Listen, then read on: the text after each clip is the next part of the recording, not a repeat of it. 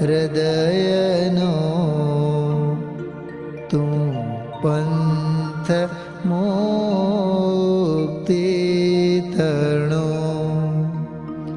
સુણે તને રસની બંધ શિથિલ થાય જાણે તને હૃદય જ્ઞાની તણા જણાય તું રુચતા જગતની રુચિયાળ સો તું રીઝતા सकल ज्ञायक देव रीजे बनाओ पत्र कुंदनना रत्नों ना अक्षरो लखी तथापि कुंद सूत्रोना अंकाए मूल्यना कदी तथापि कहान वाणीना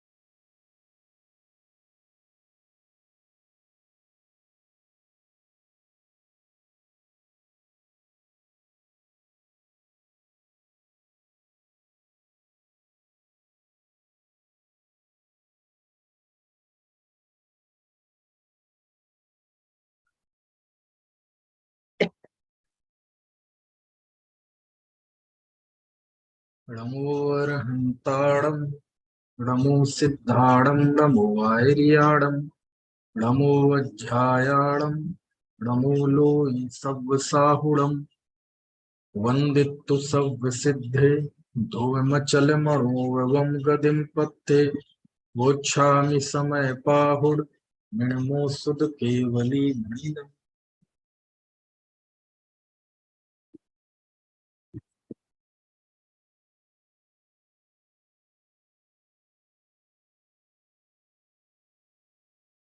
आचार्य कुंद कुंद द्वारा रचित ग्रंथाधिराज समय सार, जिसके पुण्य पाप अधिकार पर बात हुई थी। पुण्य पाप अधिकार अपने अंतिम चरण में था। गाथा 145 से 163 ये 19 गाथाओं में आचार्य ने पुण्य पाप की बात की, जिसमें आचार्य का उद्देश्य पुण्य पाप का स्वरूप समझाना नहीं, बल्कि उनका उद्देश्य पुण्य पाप दोनों की एकता बताना है। और उन्होंने पुण्य पाप दोनों संसार के कारण हैं, बंधन के कारण हैं, इनसे स्वाधीनता का नाश होता है। अतः पाप के समान पुण्य को भी उन्होंने हेय बताया कि इसका राग मत करो, इनका संसर्ग मत करो। कल जो आखिरी में बात चली थी कि गाथा 155 से लेके 163 तक इन 9 गाथाओं को आचार्य जयसेन स्वामी ने तात्पर्य वृत्ति टीका में पाप अधिकार कहा है। तो प्रश्न उठता है कि हे आचार्य देव, इसे आप पाप अधिकार क्यों कहते हैं, है ना।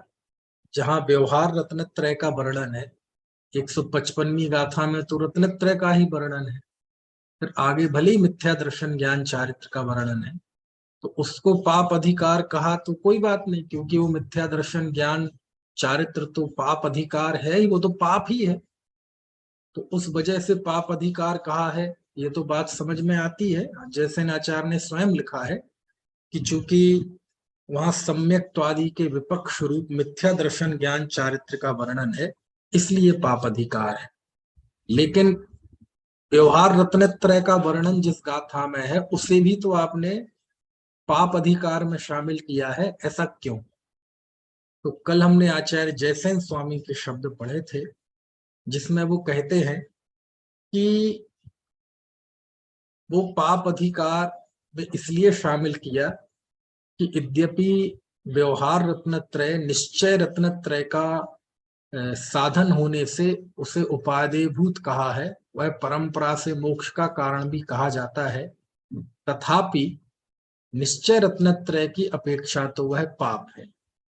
क्यों है? क्योंकि उसमें परावलंबन रहता है, और जिसमें पर का आलंबन हो उससे स्वाधीनता का पतन होता है, स्वाधीनता का नाश होता है। इस एक कारण से उसे पाप कहा। और दूसरा कि निर्विकल्प समाधि वाला जीव, जो जीव निर्विकल्प समाधि में स्थित है ना, वह निर्विकल्प समाधि से पतित होता है तो व्यवहार रत्नत्रय में आता है। तो गिरा ना, तो इस दूसरे कारण से उसे पाप कहा। यानी पाप का अर्थ यहाँ हिंसा, झूठ, चोरी, कुशील, परिग्रह नहीं है। समझ में आया? क्योंकि जो निर्विकल्प समाधि से गिरेगा वह, है ना, ऐसे जो व्यवहार रत्नत्रय में आएगा, तो व्यवहार रत्नत्रय कोई हिंसा, झूठ, चोरी, कुशील, परिग्रह स्वरूप नहीं है। तो फिर उसे पाप क्यों कहते हैं? कि वो है जीव उच्च अवस्था से नीचे आया, इसलिए वो पाप है। अभी स्व का आलंबन लिए था, अब पर का आलंबन लिए है, इसलिए पाप है।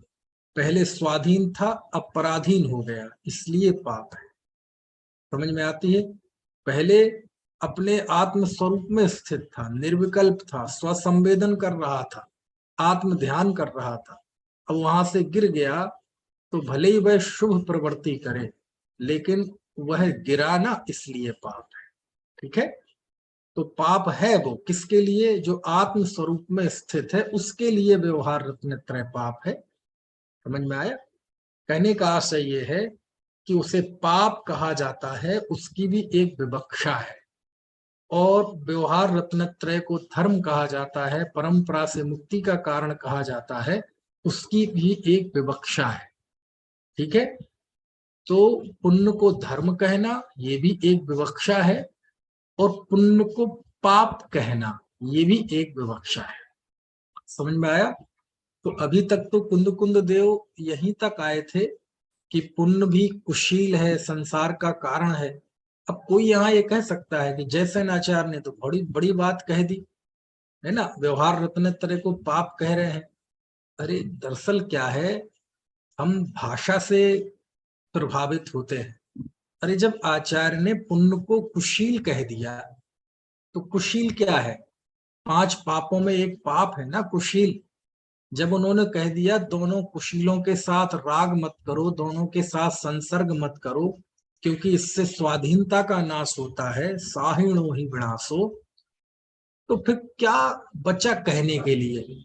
जिसको कुशील कह दिया, उसे जैसेनाचार्य ने पाप कह के कोई ऐसा कोई बहुत बड़ा चमत्कार नहीं कर दिया। वो बिल्कुल सहज बात है। वो बिल्कुल कुंद कुंद आचार्य देव गाथा में वही बात कह रहे हैं। जैसे आचार्य ने कोई बहुत चमत्कार कर दिया, कोई नई बात कह दी, ऐसा नहीं है। वो आचार्य की बात को ही समझा रहे हैं अच्छी तरह से। यहाँ कुशील कहा है और व्यवहार रत्नत्रय को पाप अधिकार में ले रहे हैं, तो ये बातें सब गाथा में ही शामिल है। गाथा में ही उसके पराधीन कहा है, गाथा में ही पुण्य को कुशील कहा है ना। इसलिए जैसे आचार्य को बहुत अच्छी तरह से इन बातों का बोध है, बस वो तो प्रश्न खड़ा करते हैं कि साहब पाप अधिकार में आखिर आप क्यों लेते हो, है ना। मिथ्या दर्शन ज्ञान चारित्र की वजह से पाप अधिकार कहते होते, ये तो बात तो स्वीकृत है, ये भी आगे बताया है एक लाइन में। लेकिन व्यवहार रत्नत्रय को पाप कहते हैं, ये बात कुछ हजम सी नहीं होती। बोले इसमें है क्या? अरे सीधी बात है, पाप के नाम पर दिमाग में केवल वही ग्रंथि क्यों बना रखी है कि मारना, सताना, चोरी करना, परिग्रह रखना, है ना, वेश्यावृत्ति करना, शिकार करना, सत्य व्यसन करना, पाप की यही इमेज मस्तिष्क में क्यों है? समझ में आया? पाप मतलब बस जो जीव का सौंदर्य नष्ट होना, जीव का, है ना, जिसमें उसका मंगलपना है, जो उसके व्यक्तित्व का सुंदर पहलू है, बस उससे पतित हो जाना, उसका नाम पाप है। समझ में आया? अब जो जीव निर्विकल्प समाधि में स्थित है, तो इससे मांगलिक स्थिति और क्या हो सकती है, इससे निरापद अवस्था और क्या हो सकती है ना। अब उससे गिरेगा तो वह पाप है। कोई सम्यक दृष्टि है, तो सम्यक दृष्टि के व्यक्तित्व का सर्वोत्कृष्ट पहलू क्या है? सम्यक दर्शन। अब वो सम्यक दर्शन से छूट जाए और मिथ्यात्व की भूमि में आ जाए तो क्या कहेंगे? अरे पापी। देखो तो, सम्यक रूपी रत्न से, पर्वत से भ्रष्ट हो गया, गिर गया। तो वहां भ्रष्ट होने का मतलब ऐसा नहीं है कि वो कोई हिंसा, झूठ, चोरी, कुशील, परिग्रह करने लगा, अविरति हो गया, अथवा सत्य व्यसन में चला गया, है ना, ऐसा कुछ नहीं है। सम्यक दृष्टि का भ्रष्ट होना क्या है? यदि वह मिथ्या दृष्टि हो गया, समझ लो वो भ्रष्ट हो गया।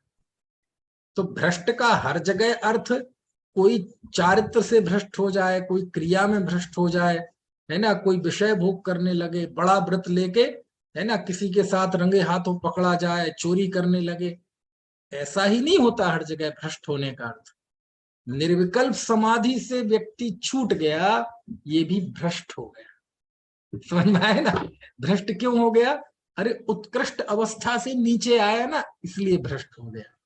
तो उसे पाप कहो, भ्रष्ट कहो, है ना, एक ही बात है। इसलिए हर शब्द की एक सुनिश्चित इमेज मन में मत बना लो। किसी शब्द का कोई अर्थ नहीं होता। शब्द का अर्थ वह होता है जिस अर्थ में लिखने वाला उसका प्रयोग कर रहा है। समझ में आए ना? शब्द का अर्थ क्या होता है? शब्द का वो अर्थ नहीं होता जो डिक्शनरी में लिखा है। शब्द का वो अर्थ नहीं है जो शब्दकोशों में लिखा है। शब्द का अर्थ वह होता है जिस अर्थ में वक्ता उसका प्रयोग कर रहा है। पाप का अर्थ क्या है? हिंसा, झूठ, चोरी, कुशील, परिग्रह। भ्रष्ट का अर्थ क्या है? चारित्रिक रूप से क्रिया के तौर पर भ्रष्ट होना नहीं। भ्रष्ट मतलब गिरना, पाप मतलब गिरना। तो व्यवहार रत्नत्रय में जीव आया तो वह निश्चय रत्नत्रय से भ्रष्ट होकर आया ना, तो उसे पाप कह रहे हैं। समझ में आया ना? और क्या कहेंगे? पापी। जो पाप करे वो पापी, पापात्मा।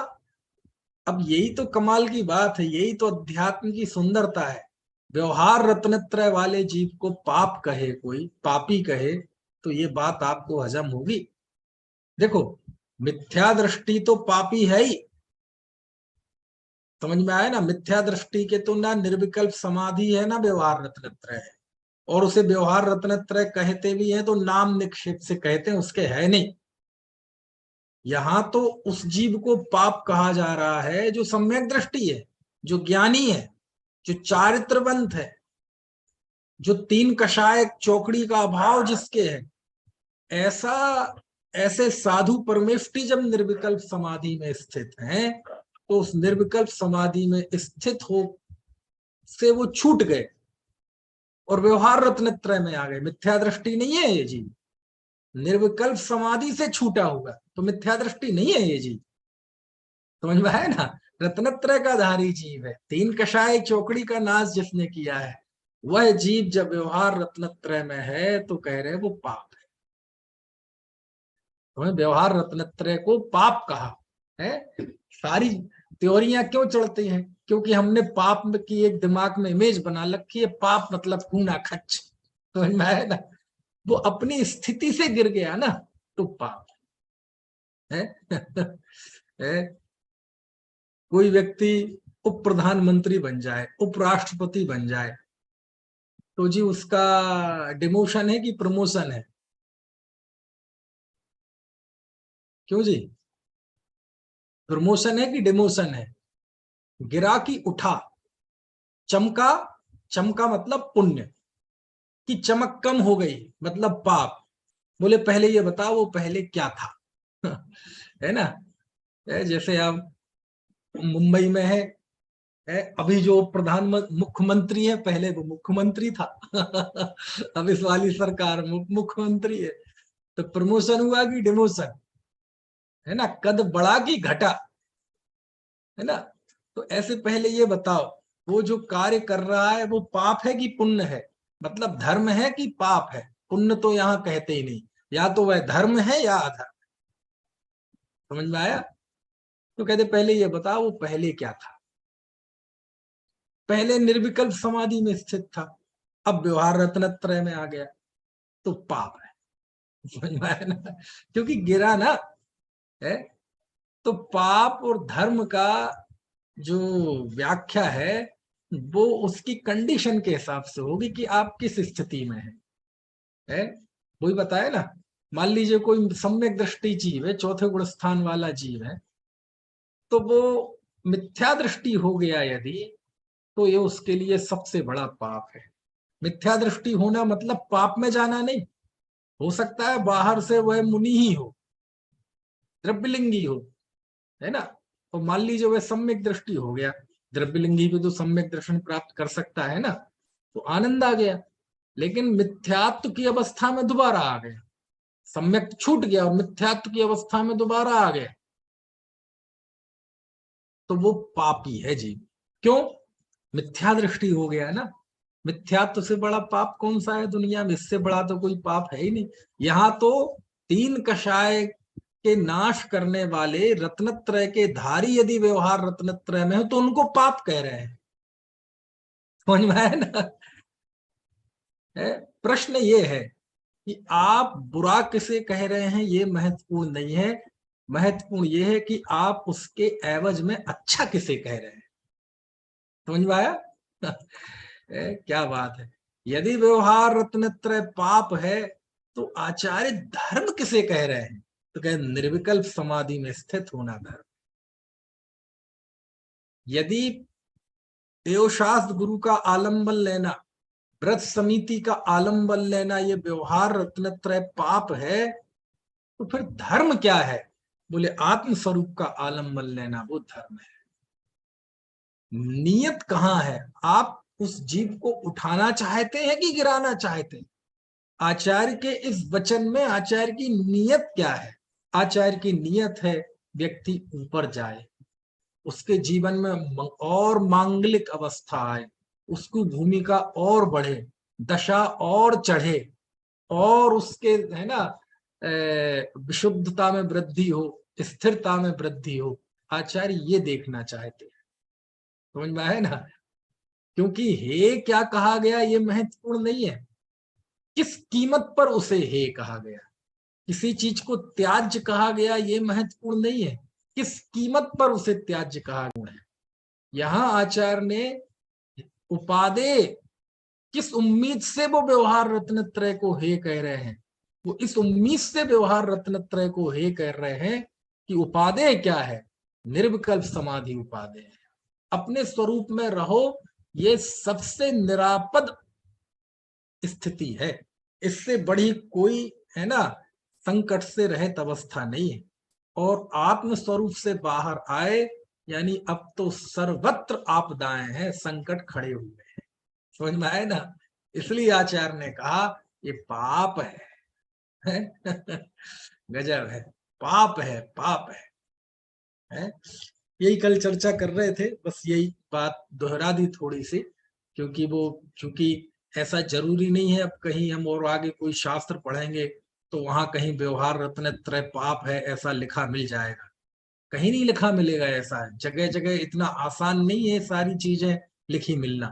लेकिन ये मुश्किल से कभी कभार ऐसा प्रकरण आ पाता है कि जब इतने समझ लो आत्मविश्वास से आचार्य बात रखते हैं कि कहा कि साहब व्यवहार रत्नत्रय पाप कैसे है?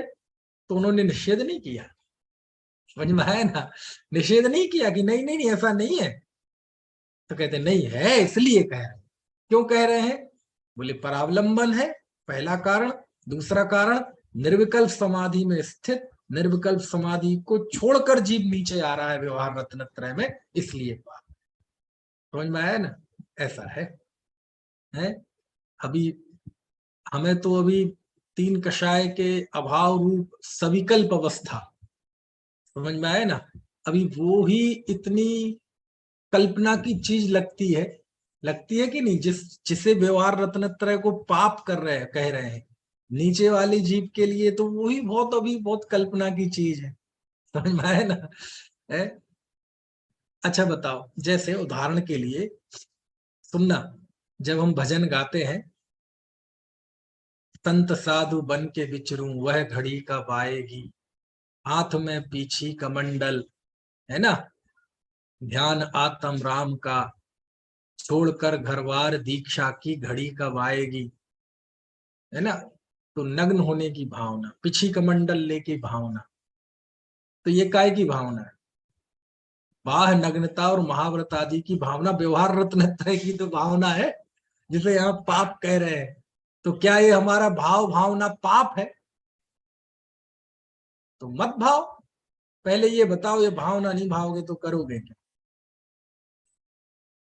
समझ में है ना। जैसे इसको ऐसे समझ लो आप, क्यों जी, जैसे हम ये स्वाध्याय कर रहे हैं, है ना, मैं ये शास्त्र बांच रहा हूं, आप शास्त्र सुन रहे हैं, ये पाप है कि पुण्य है? क्यों जी, बताओ, पाप है कि पुण्य है? कौन बताएगा? अच्छा आपसे ही पूछते हैं, मैं आपको अनम्यूट करता हूं, आप बताना। अनम्यूट कर दिया है, आप बताइए पाप है कि पुण्य है? ये हम स्वाध्याय कर रहे हैं सब लोग मिलके परमागम का, तो ये पाप है कि पुण्य है? पुण्य अनम्यूट कर दिया है आपको, क्या है ये? पुण्य होगा ना, हम लोअर कैटेगरी में हैं, हम नीचे है अच्छा, पाप नहीं है। क्योंकि इसके नीचे तो नहीं, हम बोले नीचे में पहले हैं। ये बताओ, अच्छा यदि कोई कहे कि ये पाप है तो हम कहेंगे फिर पुण्य क्या है, और आप कहेंगे कि ये पुण्य है तो मैं कहूंगा पाप क्या है।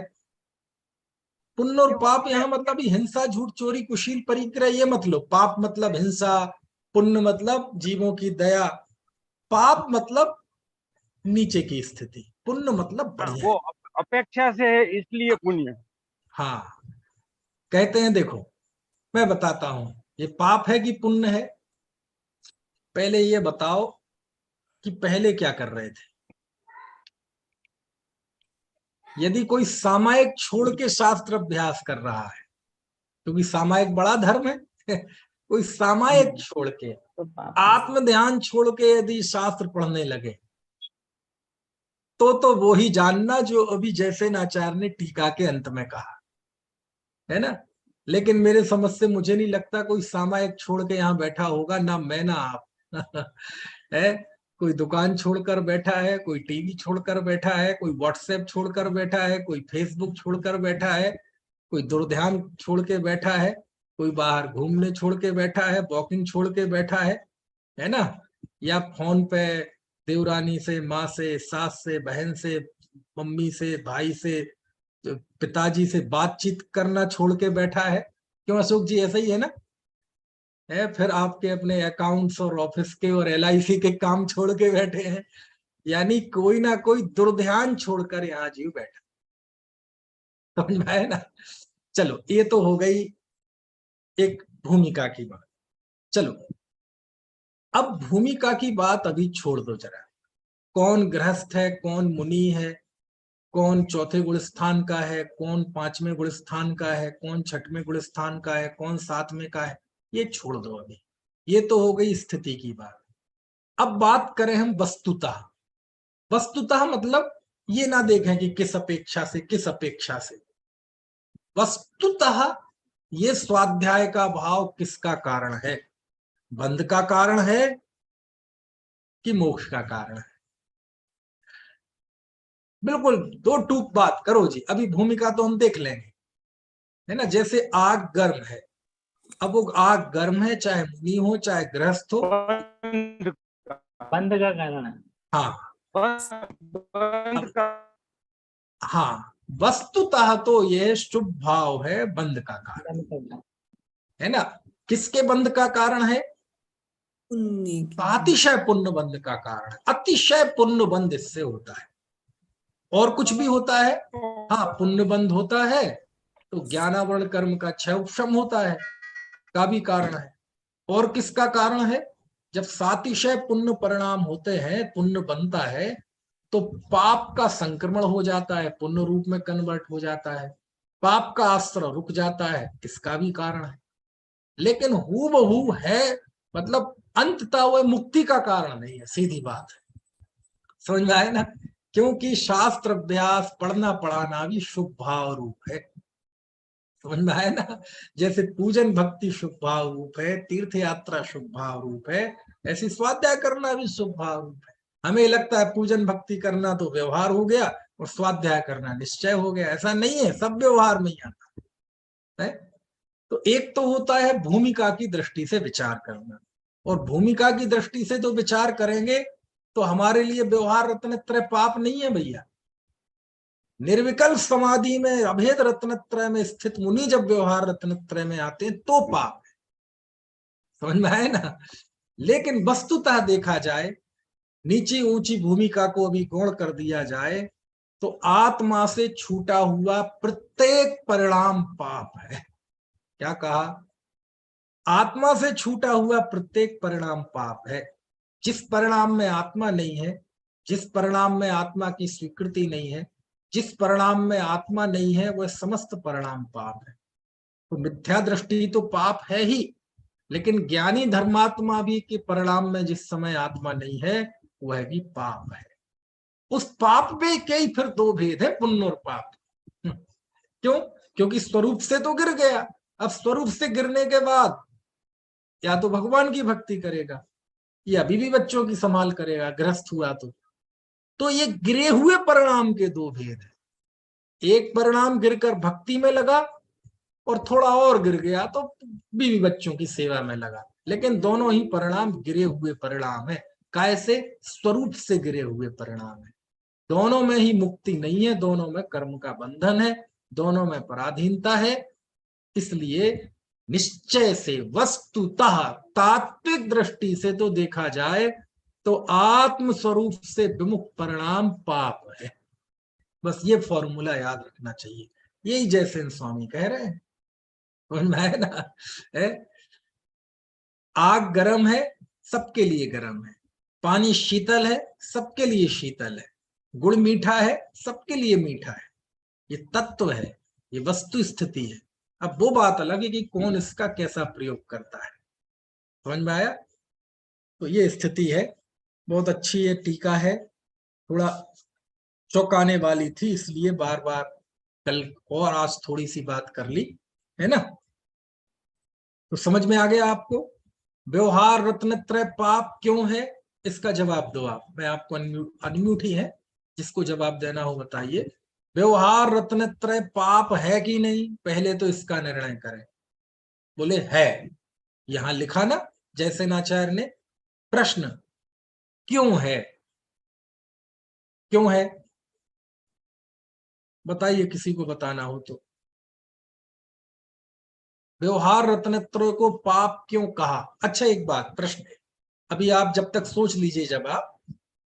वो व्यवहार रत्नत्रय को पाप कहा है इसलिए है, या है इसलिए कहा है? बात कठिन है भैया थोड़ी सी। तो पाप है इसलिए कहा है। पाप है इसलिए कहा है, ऐसा ही है। अब देखो की अपेक्षा देखो, दो बातें होती हैं। ये देखो, शब्द वो ही होते हैं, बस बोलने वाले की नियत में फर्क होता है। एक व्यक्ति कहेगा इसलिए साहब व्यवहार रत्नत्रय को जयसेनाचार्य ने पाप कहा है। हाँ, व्यवहार रत्नत्रय की अपेक्षा पाप कहा है, ऐसा कहने में के लहजे में अंतर क्या होता है कि लेकिन वो है नहीं। समझ में आया ना। लोग कहते हैं कि साहब वही आचार्य हैं, वही शास्त्र हैं, है ना। फिर जब वही शास्त्र वही आचार्य सब एक पढ़ते हैं तो फिर इतना भेद क्यों है, इतनी मान्यताओं में फर्क क्यों है? बस ये नियत का फर्क होता है। एक व्यक्ति इसी को पढ़ेगा तो क्या कह देगा, वो निश्चय की अपेक्षा व्यवहार को कहा है, कहा है मतलब कहा है, ठीक है। और दूसरा क्या कहेगा, निश्चय की अपेक्षा व्यवहार पाप है। क्यों? अच्छा एक बात बताओ, व्यवहार को जब पाप कहा जा रहा है तो कहा क्यों जा रहा है? निश्चय में जाने के लिए ना। निश्चय को उपस्थित करते हुए तो उसे व्यवहार को पाप कहा जा रहा है। यदि निश्चय धर्म पूर्ण वैभव के साथ, अपने पूरे सौंदर्य के साथ यदि उभरे ना, वह मंच पर ना आए, तो व्यवहार का निषेध किया जा सकता है? नहीं किया जा सकता। क्यों? क्योंकि निश्चय की अपेक्षा व्यवहार को पाप कहा नहीं जाता। निश्चय की अपेक्षा व्यवहार पाप है, वो है इसलिए कहा जा रहा है। कहा जा रहा है इसलिए है नहीं, वो है इसलिए कहा जा रहा है। बोलो एक भी लाइन में आचार्य ने निषेध किया क्या? कि जब उसने प्रश्न किया, क्या प्रश्न किया कि व्यवहार रत्नत्रयम व्याख्यानम कृतम तिष्ठति कथम पापाधिकार है, कि व्यवहार रत्नत्रय पाप अधिकार को आपने कैसे कह दिया? तो आचार्य ने कहा कि नहीं नहीं मुझसे गलती हो गई, वो मिसप्रिंट कर दिया होगा लोगों ने तुम्हारे सुनने में। नहीं नहीं वो तो कहते हैं, मना करते ही नहीं वो कि ऐसा नहीं, वो कहते है निश्चय की अपेक्षा वो है पाप है। समझ में आया ना। अब आप सोचो, देखो ये सब चीजें कल हमने पढ़ी और अब तक लगभग 24 घंटे हो गए, लेकिन आप किसी को समझाना मत ये चीज, समझ में आया ना। क्यों? क्योंकि आपके चक्कर में आपकी निंदा हो जाएगी। अरे कहाँ से सुन के आए जी? अजी 9 से 10 एक वो है, वो पढ़ाते हैं, तो कहते तुम पागल, तुम्हारा अध्यापक पागल। और तुम कहोगे ना नहीं नहीं वो अपने मन से थोड़ी पढ़ाते हैं, वो तो आचार्य जयसेन ने लिखा है, तो वो कहेगा वो, समझ आए ना। इसलिए बहुत कठिन है ये बात। तीव्र कषाई व्यक्ति को तो ये बात जमेगी ही नहीं, वो तो पचा ही नहीं पाएगा। अरे मंद कषाई जीव भी जरूरी नहीं है पचा ले। दुनिया में धर्मात्मा, त्यागी, वृत्ति, पंडित, ज्ञानी, शास्त्र अभ्यासी, सिद्धांत के पारगामी कहे जाने वाले भी इस बात को स्वीकार कर पाए ऐसी गारंटी नहीं है। क्योंकि इस बात को सुनने के लिए, समझने के लिए बहुत ईमानदारी चाहिए, बहुत पात्रता चाहिए, अन्यथा व्यवहार रत्नत्रय पाप है।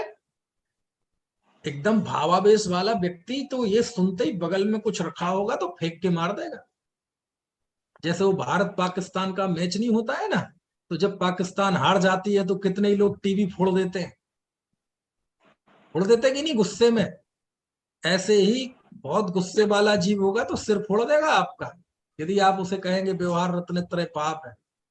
हम तो क्रियाओं का पालन करते करते मरे जा रहे और तुम उसे पाप कह रहे। अभी तक पुण्य कहते थे तो तसल्ली थे, अब तो उल्टा पाप कहने लगे। क्या करें, जीव को पता ही नहीं। अरे आत्म स्वभाव में स्थित नहीं होना ये पाप है। आचार्य जब जिसको पाप कह रहे हैं वो बात बहुत आसान लग जाएगी कि उसके पैरेलल, उसके समानांतर आपको ये देखना पड़ेगा कि यदि वो पाप है तो फिर आचार्य धर्म किसे कह रहे हैं। समझ में आया? धर्म किसे कह रहे हैं? आपने बहुत अच्छा कोई कपड़ा पहन रखा है, आपकी निगाह में तो बहुत सुंदर कपड़े हैं, ठीक है, लेकिन कोई कहे यार तुमने क्या पहन रखा है, क्या कूड़ा पहन रखा है, बिल्कुल नहीं जच रहा तुम पे। समझ में आया ना। तो प्रथम बार सुन के तो आपको लगेगा यार क्या कह रहा है, लेकिन पहले जानो तो वो कहना क्या चाहेगा। बोले चलो चलो मैं ये पहनो, तो ये पहनो, ये। समझ में आया ना। अब अपने आप में अच्छा लग रहा था उसे कपड़ा और एकदम सुन के चौंकेगा, लेकिन आपको बहुत अच्छा लगेगा जब वो बताएगा कि अरे क्या देखो ये पहनो। आपने एक बहुत बेकार सा हार पहन रखा है, आप उसे बहुत सुंदर मान के पहन रहे हैं। कई बार लोगों को भ्रम होता है ना, हर आदमी को ये भ्रम होता है कि ये कपड़े मुझे बहुत अच्छे लग रहे है ना, ये चश्मा मुझ पे बहुत अच्छा लग रहा है, ये शर्ट ये सूट मुझ पे बहुत अच्छा लग रहा है, जबकि ऐसा कुछ होता नहीं है। ये नहीं, किसी किसी को तो यही भ्रम होता है कि मैं बहुत अच्छा लग रहा हूँ। समझ में आया ना, यानी मैं नेचुरल सुंदर हूं, ऐसा भ्रम हो जाता है। तो खैर, तो कोई चीज, कोई दूसरा कहे नहीं नहीं ये नहीं ये नहीं ये नहीं, आप ये पहनो, इसमें आप बहुत सुंदर लगे। और जब वो पहना तो सच में व्यक्ति बिल्कुल बहुत सुंदर लगने लगा।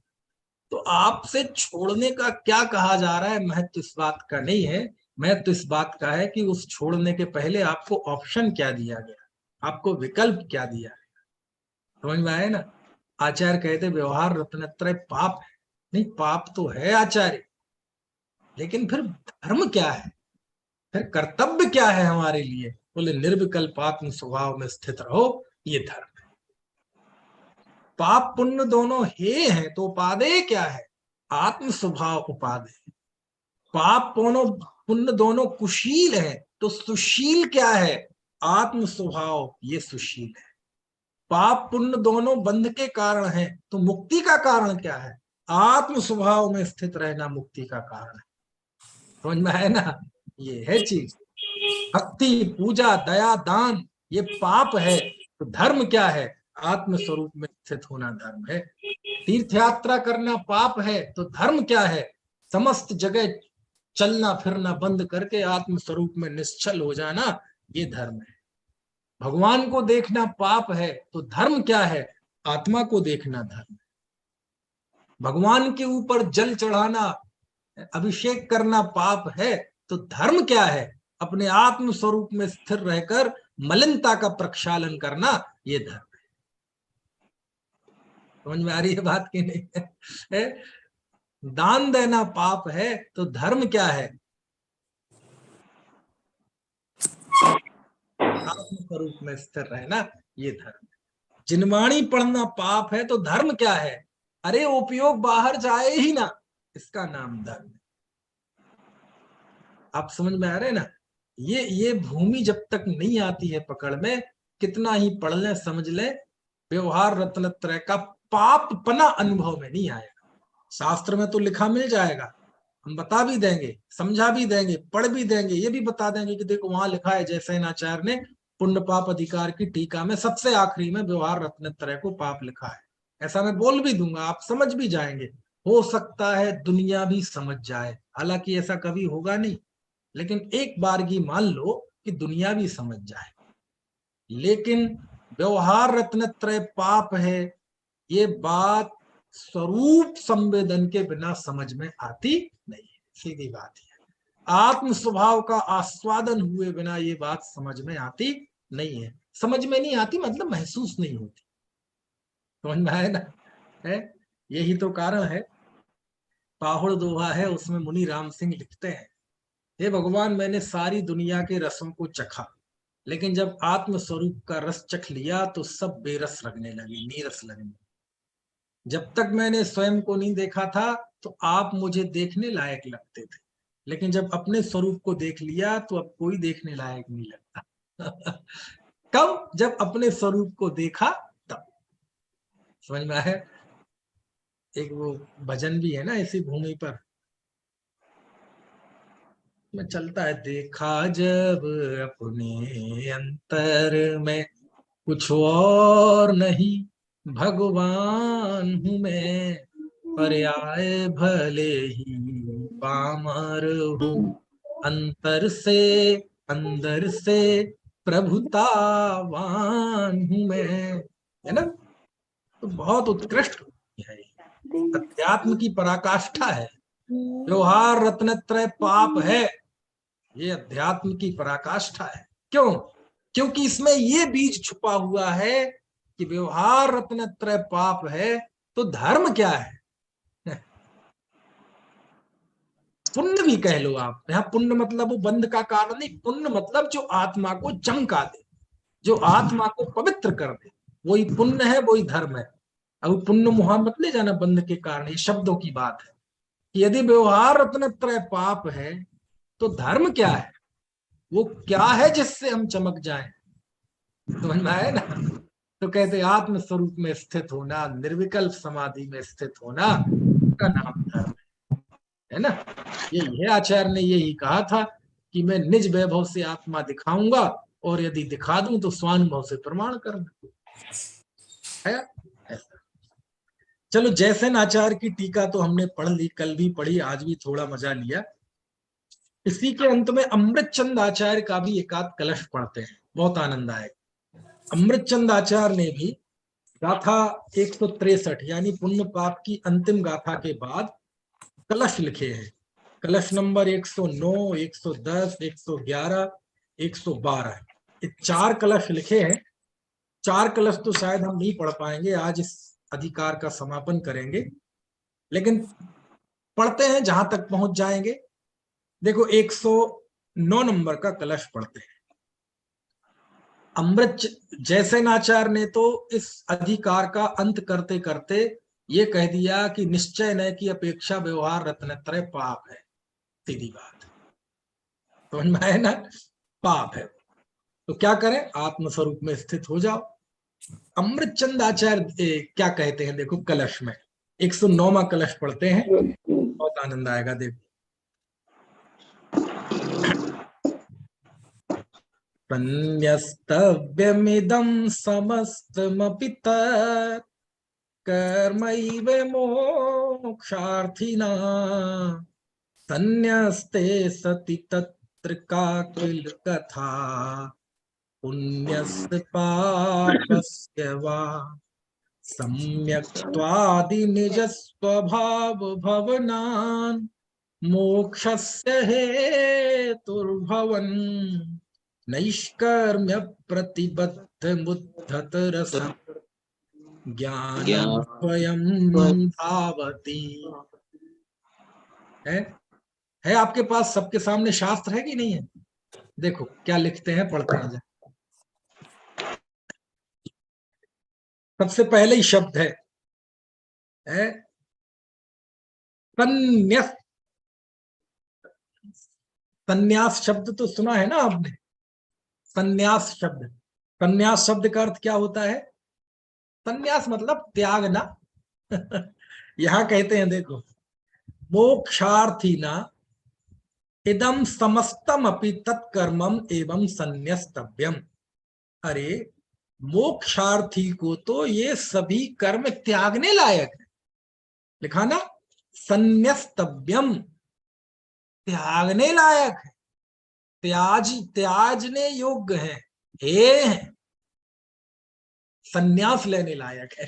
क्योंकि संन्यास का अर्थ क्या होता है? चीजें छोड़ना। बोले हमने तो संन्यास ले लिया। संन्यास ले लिया मतलब घर गृहस्थी छोड़ दी। तो कहते पुण्य और पाप दोनों त्यागने योग्य है, संन्यास करने लायक है, संन्यास छोड़ने लायक है। किसको? किसको? मोक्षार्थी ना। किसको त्यागने लायक है? मोक्षु के लिए, जो मोक्ष का इच्छुक है, जो वास्तव में मोक्ष को चाहता है। नाम निक्षेप से मोक्ष नहीं, केवल नामधारी मोक्ष नहीं, जो हकीकत में मोक्ष को चाहता है, उसके लिए समस्तम तत्कर्मैव, समस्त कर्म त्यागने योग्य है, संन्यास करने लायक है, छोड़ने लायक है। समझ में आया? ये बात तो कुंद कुंदेव ने कह दी।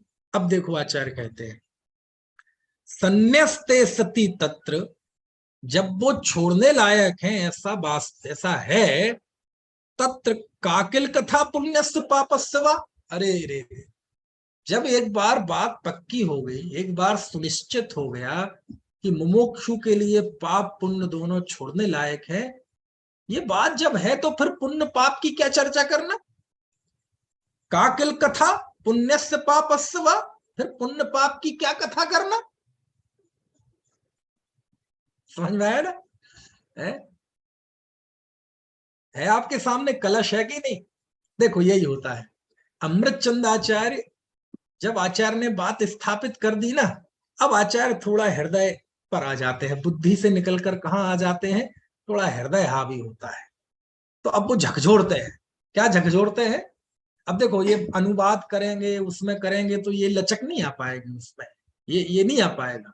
क्या कहते हैं भैया, जब मुमुक्षु के लिए जो मोक्ष चाहता है, जो मुक्त होना चाहता है, दुखों से छूटना चाहता है, जब उसके लिए सभी कर्म त्यागने योग्य है, और जब ये त्यागने योग्य है, तो पुण्य और पाप की क्या कथा करना, उसकी चर्चा क्यों करना, तुम्हें उतना रस क्यों है पुण्य पाप की चर्चा में? ऐसा ऐसा भाव है इसका। देखो, संन्यस्ते सती तत्र का किल कथा पुण्यस्य पापस्य वा। समझ में आया ना? जहां समस्त कर्मों का त्याग किया जाता है, संन्यस्ते सती, वहां पुण्य पाप की क्यों बात करना? क्या बात करें उसकी? क्यों तुम उसके पीछे पड़े हो? समझ में आया ना? ये है संन्यस्तव्यमिदं समस्तमपि तत् कर्मैव मोक्षार्थिनां संन्यस्ते सति तत्र का किल कथा पुण्यस्य पापस्य वा। क्यों पुण्य पाप की कथा का? अरे जब एक बार बात हो गई, सुनिश्चित हो गया कि इससे स्वाधीनता का नाश होता है, ये दोनों बंधन के कारण है, कुशील है, त्यागने योग्य है, स्वभाव में स्थित रहते हुए इन दोनों का त्याग होता है। जब एक बार ये सुनिश्चित हो गया, अब फिर क्या बात करना है इसकी? क्या आवश्यकता है इसकी कथा करने की? समझ में आती है? देखो जरा हिंदी कलश पढ़ते हैं, हिंदी वाला, देखते हैं कितनी बात आ पाई उसमें। 109 नंबर का कलश। त्याज्य ही है जब मुमुक्षु के लिए सब कर्म ये, तब पुण्य एवं पाप की यह बात करनी किस लिए। निज आत्मा के लक्ष्य से जब परिणमन हो जाएगा, निष्कर्म में ही रस जगे तब ज्ञान दौड़ाएगा। कहते जब आत्मा के लक्ष्य से जब परिणमन हो जाएगा, तब निष्कर्म अवस्था में ही ये रस जगेगा, और ऐसी स्थिति में ज्ञान दौड़ा दौड़ा चला आएगा, यानी आनंद आ जाएगा जीवन में। ये बात है ना? देखो अभी थोड़ा सा टाइम बचा है, एक कलश और पढ़ लेते हैं। देखो 111 नंबर का कलश, बहुत अच्छा कलश है। आचार्य, देखो आचार्य कुंद देव ने जो कहा था ना 5वीं गाथा में, चुक्के जो छलमणा घेतब्बम, कहीं चूक जाऊं तो छल ग्रहण मत करना। अमृतचंद आचार्य को बार बार ये बात ध्यान रहती है, तो यहां भी वो चिंता आपको दिखेगी। देखो 111 नंबर का कलश।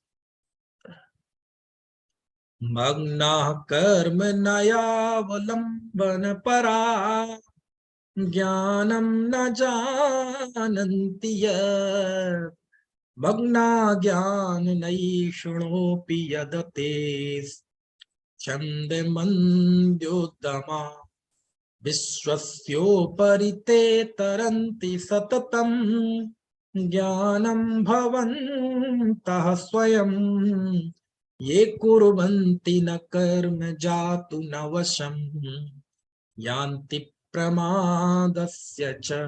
देखो क्या लिखते हैं, मग्ना, मग्न है, डूबे हुए हैं। कौन? कर्म नयावलंबन परा ज्ञानम न जानन्ति यत्। जो कर्म नय के आलंबन में डूबे हुए हैं, मग्ना कर्म नयालंबन परा, जो कर्म नय के आलंबन में पूरी तरह से डूबे हुए हैं। कर्म मतलब पुण्य कर्म करते हुए, शुभाचार करते हुए, व्रतशील संयम आदि करते हुए, अहिंसा सत्य अचौर व्रत आदि का पालन करते हुए, ऐसे जो कर्म के आलंबन में मग्न है। समझ गए आप? ज्ञानम न जानन्ति यत्, वो क्यों मग्न है? क्योंकि वो ज्ञान को नहीं जानते। यहां ज्ञान को नहीं जानते मतलब उन्हें आत्मज्ञान नहीं है, स्वसंवेदन ज्ञान नहीं है, आत्म स्वरूप से जो आनंद होता है, जो ज्ञान होता है, उससे वो वंचित है। उन्हें लगता है हम क्रिया करते, वो क्या करें हम लोग, वो गुबरीला होता है ना, गोबर में रहने वाला कीड़ा, वो कहीं गोबर से बाहर जाता है ना, तो मुंह में वो गोबर का टुकड़ा दबा लेता है, पता नहीं कहीं कुछ मिले कि नहीं, समझ में आए ना। अब उसको आप बढ़िया कलाकंद भी खिलाएं ना तो उसे स्वाद ही नहीं आता। तो ऐसे ही कहते हैं कि क्रिया नय के अवलंबन वाला है ना, उसे ज्ञान नहीं पता, वो ज्ञान क्या है उसका बोध नहीं है, और मग्न है वो क्रिया में।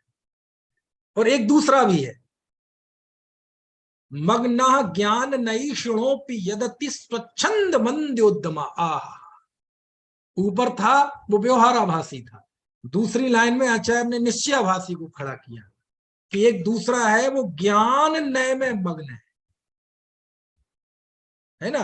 और ज्ञान नय में मग्न है क्योंकि वह स्वच्छंदता से अत्यंत मंद उद्यमी है, यानी उसे आत्मज्ञान तो है नहीं, लेकिन बस अध्यात्म का ज्ञान कर लिया है, शास्त्र पढ़ लिए हैं कि भगवान आत्मा एक नित्य शुद्ध अरंजन निरंजन है, मैं सिद्ध समान भगवान आत्मा हूं, शरीर आदि जड़ की क्रिया है, व्रत आदि जड़ की क्रिया है, त्याग तो आत्मा करता ही नहीं है, कोई किसी को मारता बचाता नहीं है। तो ऐसा ज्ञान मतलब शास्त्र ज्ञान तो कर लिया है, लेकिन जीवन में कोई पुरुषार्थ नहीं है, मंद उद्यमी है, मंद प्रवर्तन कर रहा है, बस जैसे जैसे जीवन चल रहा है। हाँ, दो चार भगवान आत्मा की बातें पढ़ लेता है, दोनों टाइम प्रवचन भी सुन लेता है ना, कभी मंदिर अंदर भी कर लिए, लेकिन जीवन में उद्यम नहीं है। ज्ञान है मतलब शास्त्र ज्ञान, लेकिन ज्ञान का कैसे उपयोग करना, उस ज्ञान को आत्मा में लगाना, ऐसा जीवन में पुरुषार्थ नहीं है। तो दोनों को ही निंदा की आचार्य ने, समझ में आया ना।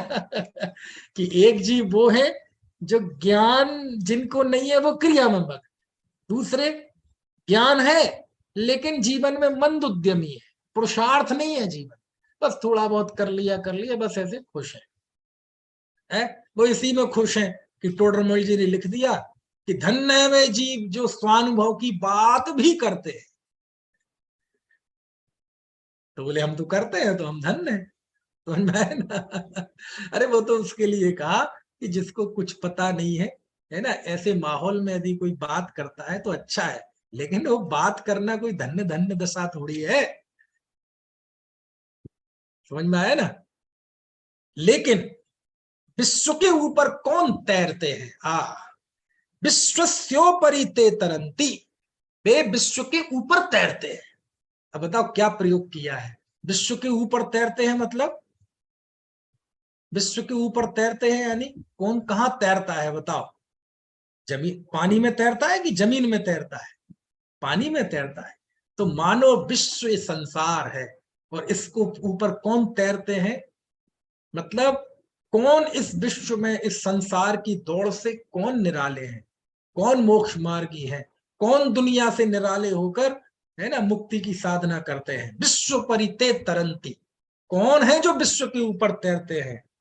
सततम ज्ञानम भवन्तः स्वयं ये कुर्वन्ति ना कर्मम जातु ना बसम यान्ति प्रमादस्य च।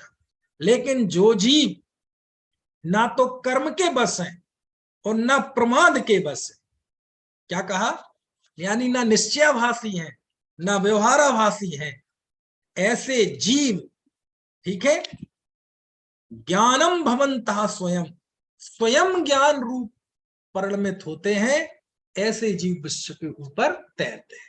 यानी जो ना ज्ञान के पक्षपाती है ना कर्म के पक्षपाती है, ना तो कर्म में जागृत है और ना प्रमादी है, बल्कि मैं स्वयं ज्ञान स्वरूपी हूं, ऐसा स्वसंवेदन ज्ञान द्वारा जो आत्मा का अनुभव करते हैं, वह जीव विश्व के ऊपर तैरते हैं, यानी वो संसार सागर से पार उतरते हैं।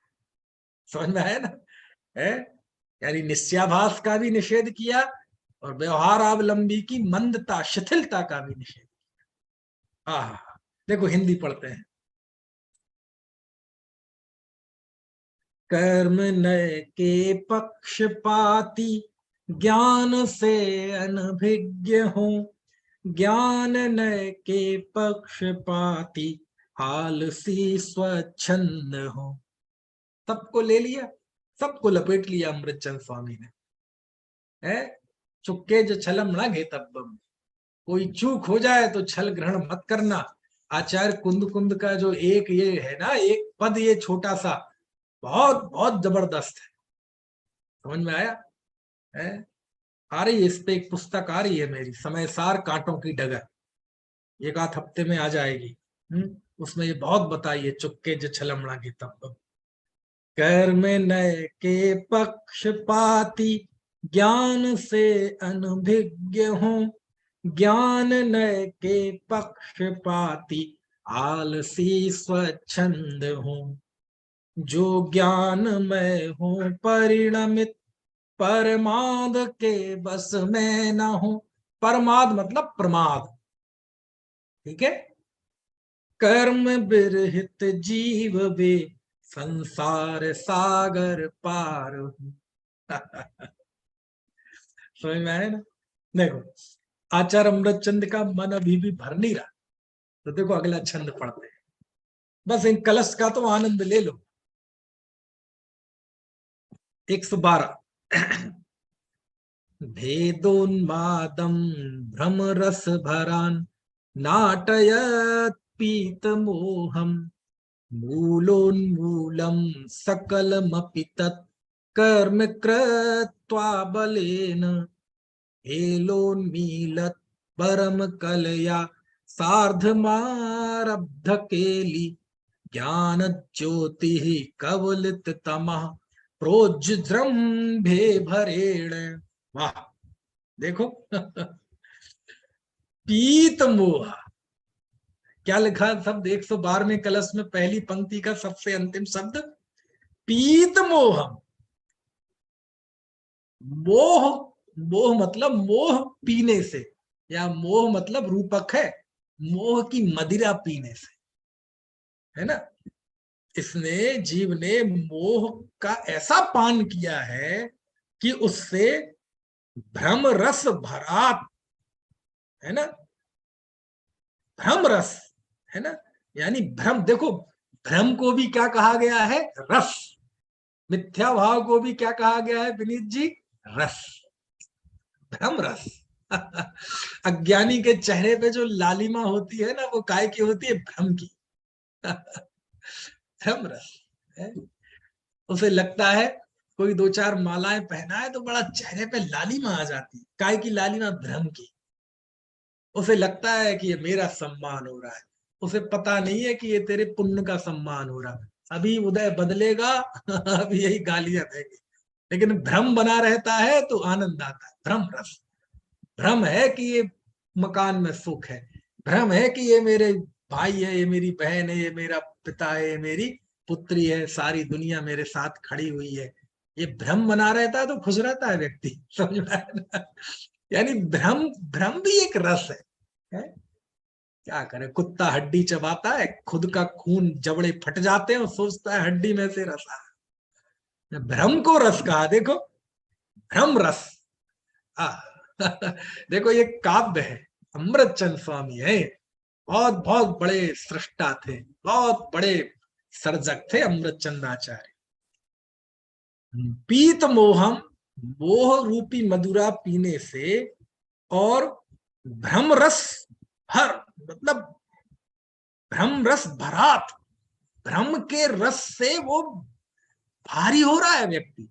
यद्यपि भ्रम है और उसका रस लेता हुआ है, लेकिन उससे वह भारी है ना, यानी भ्रम के रस को माथे पे बोझ लिए हुए है, भ्रम को ओढ़े हुए है, भ्रम से वह है ना नाचता है। तत्,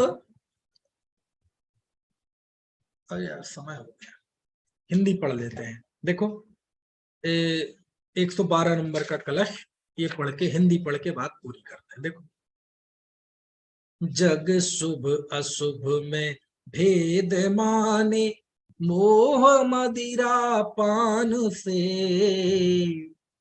क्या कहा? ये जो जगत पुण्य पाप का भेद कर रहा है, ये क्यों कर रहा है?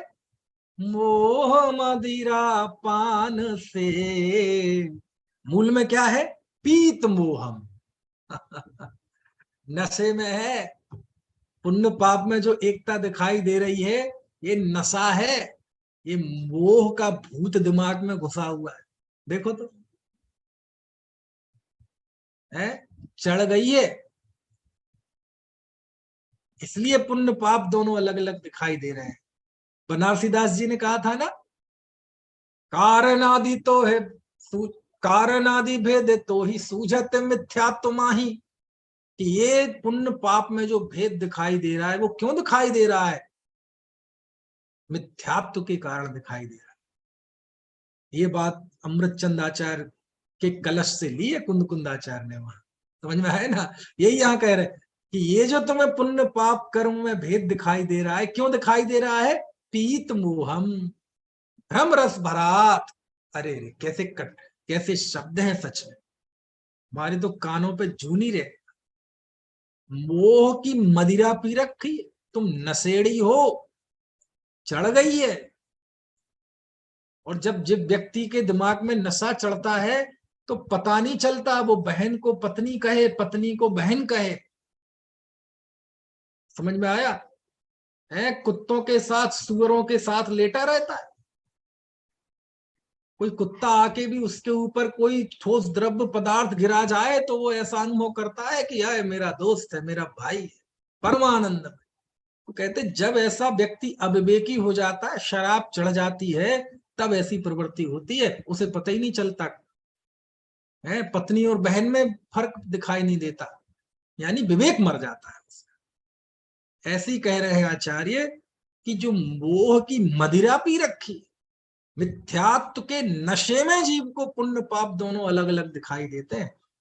भ्रम रस, देखो भ्रम को भी रस, बड़ा अमृतचंद आचार्य का क्या कहे, भ्रम रस। 9 रस तो सुनो होंगे आपने, श्रृंगार रस, हास्य रस, भक्ति रस, वात्सल्य रस, 9 से भी ज्यादा रस है। लेकिन भ्रम रस सुना है आपने?